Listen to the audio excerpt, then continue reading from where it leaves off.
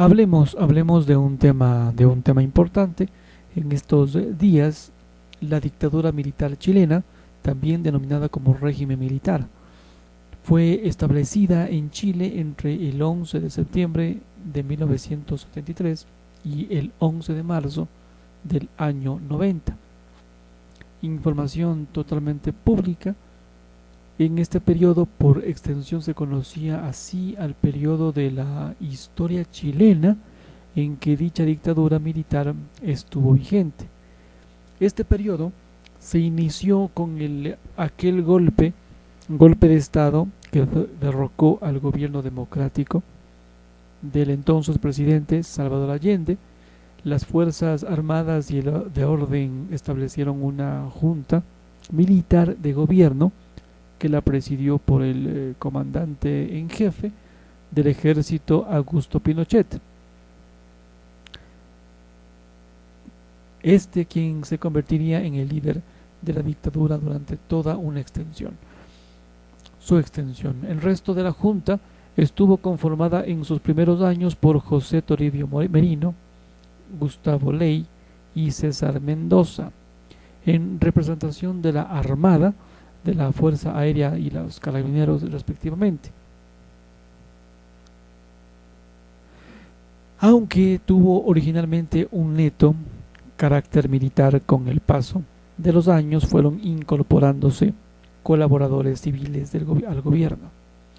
El nuevo régimen se caracterizó por un modelo autoritario establecido sobre principios emanados de la extrema derecha, tales como el anticomunismo, la prohibición legal de los partidos políticos hasta 1987, esta prohibición de los sindicatos, la limitación de las libertades de expresiones, tan cacareada, la disolución del Congreso Nacional, sustituido por una junta militar de gobierno, y la carencia de la democracia.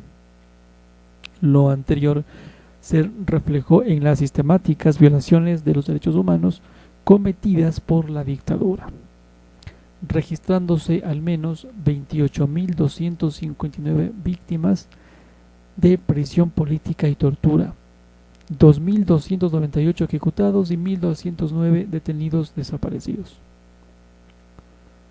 Sumado esto a lo anterior, la medida sancionatoria que afectó al mayor número de opositores fue el exilio político, con más de 200.000 personas en total, entre expulsados y autoexiliados con sus familias, lo que esto representa el mayor movimiento emigratorio de la historia de ese país. Durante este periodo, Chile experimentó una profunda transformación económica, social y cultural. En lo estrictamente económico, significó un cambio radical de orientación del papel del Estado, de un rol productor e interventor a uno de tipo subsidiario, inspirado en las doctrinas económicas neoliberales. En lo social, en cambio, esto significó el dominio sin contrapeso de los sectores empresariales, el aumento sostenido de la desigualdad del ingreso, junto con un incremento de la precariedad e inestabilidad laboral de los sectores asalariados. En lo cultural, en cambio, dio lugar al denominado apagón cultural, caracterizado por la represión y censura de ciertas manifestaciones culturales consideradas contrarias a una línea oficial. En los años 80, en el año 1980, tras un irregular plebiscito realizado sin registros electorales, ya que estos habían sido destruidos en julio de 1974, fue aprobada una nueva constitución en la que Pinochet reafirmaría su cargo como presidente de la República, mientras la Junta de Gobierno se limitaba al poder legislativo. El texto constitucional estableció también una serie de disposiciones que finalmente permitirían el retorno a la democracia como una consecuencia del resultado del plebiscito, aquel 5 de octubre de 1988. En dicho referéndum, el pueblo chileno le denegó a Pinochet un nuevo mandato y en consecuencia se celebraron elecciones presidenciales democráticas al año siguiente. La dictadura militar acabó en el año 90 con la entrega de mando de Augusto Pinochet al nuevo presidente, Patricio Aylwin, iniciándose así un nuevo periodo histórico conocido como transición a la democracia. El golpe de Estado en Chile, aquel 11 de septiembre de 1973, fue una acción militar llevada a cabo por las Fuerzas Armadas de Chile, conformadas por la Armada de la Fuerza Aérea y Cuerpo de Carabineros y el Ejército, para derrocar al presidente socialista Salvador Allende y al gobierno de la Unidad Popular. Tropas del ejército y aviones de la Fuerza Aérea atacaron al Palacio de la Moneda, la sede de gobierno. Allende se suicidó presuntamente mientras las tropas militares ingresaban al palacio. ¿Pero por qué lo hizo? ¿Por qué lo haría? Este golpe dio origen al establecimiento de una junta militar liderada por Augusto Pinochet. Chile, que hasta ese entonces se mantendría como una de las democracias más estables de América Latina, entró así en una dictadura militar que se extendió hasta 1990. Durante este periodo, como tal, fueron cometidas sistemáticamente violaciones a derechos humanos. Se limitó la libertad de expresión, se suprimieron partidos políticos y el Congreso Nacional fue disuelto. Allende asumió en 1970 como presidente de Chile, siendo el primer político de orientación marxista en el mundo que accedió al poder a través de elecciones generales, en un Estado de Derecho. Su gobierno, de marcado carácter reformista, produjo una creciente polarización política en la sociedad y una dura crisis económica que desembocó en una fuerte convulsión social. Esto llevó a una acusación constitucional por parte del Congreso poco antes del golpe. Sin embargo, la posibilidad de ejecutar un golpe de Estado contra un gobierno de Allende existió incluso antes de su elección. El gobierno de los Estados Unidos, dirigido por el entonces presidente Richard Nixon y su secretario de Estado Henry Kissinger, influyeron decisivamente en grupos opositores de Allende, financiándose y apoyándose activamente la realización de un golpe de Estado. Dentro de estas acciones se encuentran el asesinato del general René Schneider y el famoso tanquetazo, que esta es una sublevación militar ocurrida el 20 de junio de 1973.